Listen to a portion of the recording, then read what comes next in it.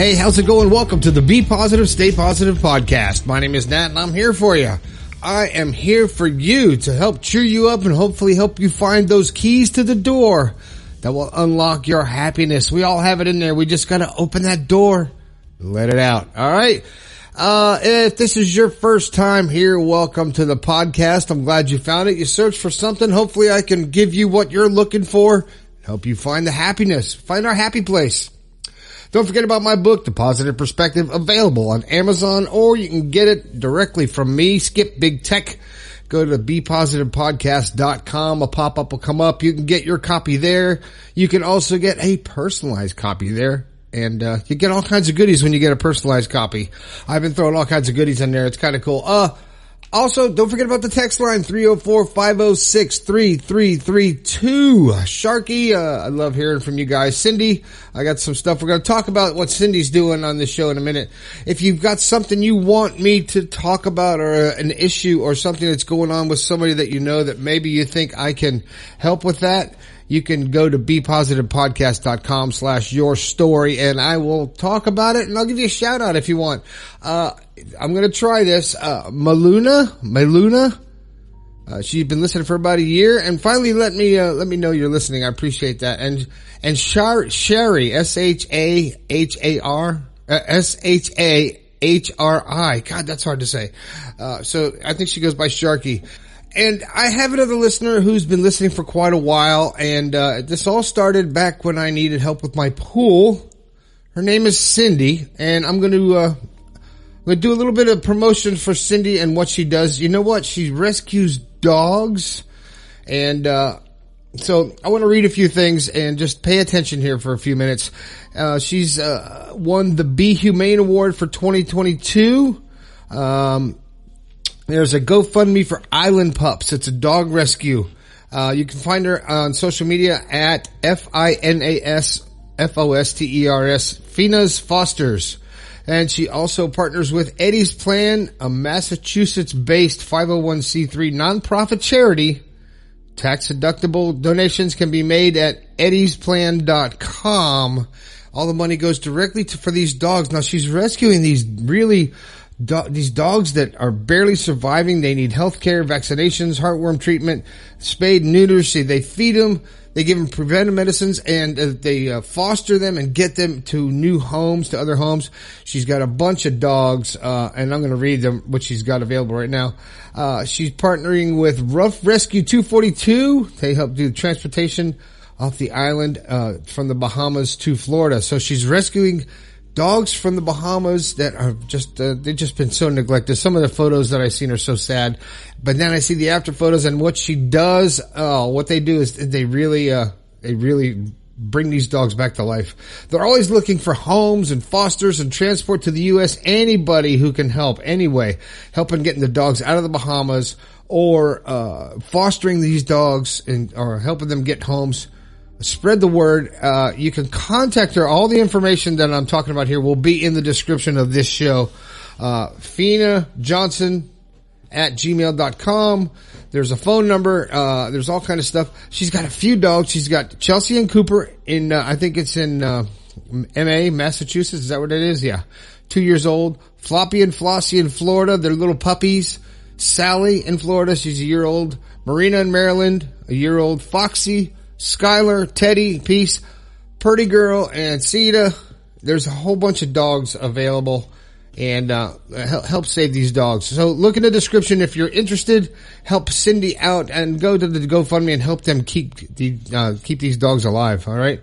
And you know what's funny is I wasn't planning on doing this together, but I had this. I was going to talk about this today, and the title of this show is all about the pause, but it's PAUSE. That's the show I want to do. And it's weird how this syncs up because it's not pause like dog pause, but I'm talking about dogs. So isn't that a coincidence? Isn't that funny?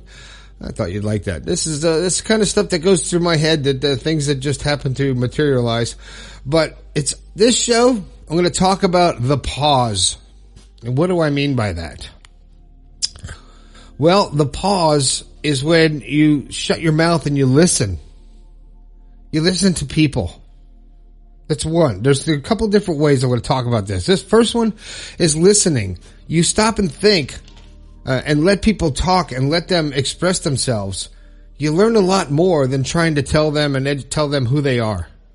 And when you keep talking, you're not learning. You're not getting enough listening time. Okay, so you need to stop. Stop talking so much and listen. Listen to what other people are saying.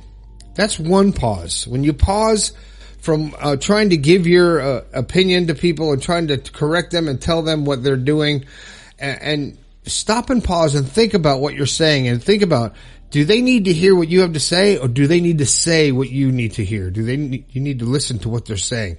They need to get this off their chest. Maybe by them speaking about this stuff and you taking the pause and listening, they're going to hear what they're saying and it's going to change their life. Have you ever just verbalized something? Now, this is, it's a practice that some motivational speakers talk about. It's about verbalizing your dreams and your goals and saying something. You want to change something. I don't want to drink so much. I am not going to have that drink. And you say it. When you say it out loud, instead of just thinking it, because you can argue with yourself in your head and put that thought out of your head, as soon as you sit down and have some cookies and watch TV. But you could, when you verbalize it and you say something, it resonates, right? So when you pause and let someone else talk, let them speak, you give them the chance to verbalize it and to get it from internal to external, and they may change and better their lives and make the changes they want to make just by you pausing and listening. Now, the second pause I want to talk about is the pause when you're talking. When you're trying to make a point, maybe you're making a presentation. Maybe you're in your boss's office and you're wanting a raise. Maybe you're in a deep conversation with someone. You take a pause. It's all about the pause. When you're trying to get a point across and you keep going, and you stammer and you stutter and you trip over your words because you're trying to talk so much. You don't want to give space in the conversation because you don't want anybody else to step on your ideas. So you keep talking and you don't take a pause to think about what you're saying. Now, my first podcast, I go back and listen to it once in a while just to put it into perspective. I didn't take a pause. I talked and rambled on, and it was just like, whoa, okay. But now when I'm doing these podcasts, when I take a pause, it's sometimes to make a point, sometimes to let you think about what I've said, and other times it's for me to find out where the hell I am in the conversation in my head. So when you take a pause, you could take a pause and use this phrase in so many aspects of your life. All right? You're angry. You're pissed off at somebody. You're going to fire that text off to them right now because show them and give them a piece of your mind instantly without thinking. And you fire that off and then you read it back and you go, ooh. 10 minutes later, it's kind of not right. It just didn't work right. I shouldn't have said that. When you take a pause and evaluate what is happening, whether it's in a real life situation, whether it's in a text, whether it's a phone call, whether it's an encounter with someone, whether it is a confrontation with a coworker or a person on the street or your boss or your spouse,